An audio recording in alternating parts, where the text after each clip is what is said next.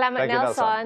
Hitik na po sa kaalaman, puno pa ng karunungan ang pag-iikot sa Intramuros sa Maynila. Kabilang kasi sa mga pwede ninyong makasama sa pamasyal ang mga senior citizen tour guide na mayaman sa karanasan at kaalaman. Nakatutok si Darlene Kai.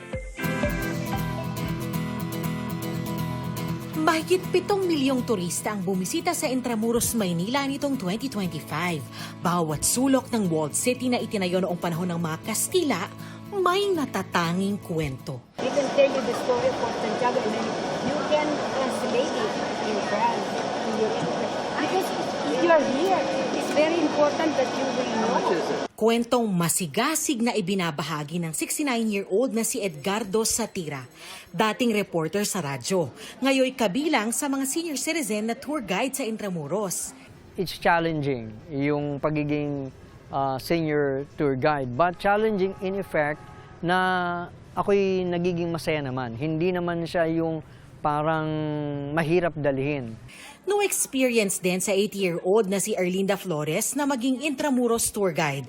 Pero anya, sakto ito para malibang at ma-enjoy ang retirement sa pagiging caregiver abroad. Ito talaga gusto ko.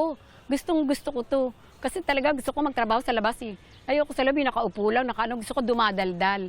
Bukod kina Edgardo at Erlinda, may 15 senior citizen tour guides na accredited ng Department of Tourism. Ginagawa nating pagkakataon yung turismo para manatiling aktibo, produktibo, at syempre empowered yung ating mga lolo at mga lola. Yung mga senior citizen kasi natin, mayaman sila sa karanasan, maraming experience of course. Hindi biro ang training para maging accredited tour guide. Kailangan pa namin mag-seminar for 1 week at saka yung fit to work.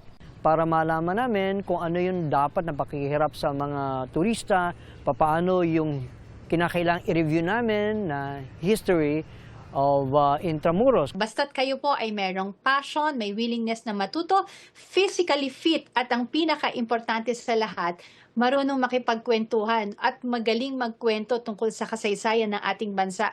Pasok na pasok po kayo dito sa programa ng Department of Tourism. Satisfaction guaranteed ang serbisyo nila para sa ilang turista. He has a lot of knowledge and he demonstrates a lot of patience as well to tell the history around. It's pretty cool to see like a guy from that age and then really sharp memory and yeah, always smiling. Darlene Kai, Nakatutok, 24 Oras.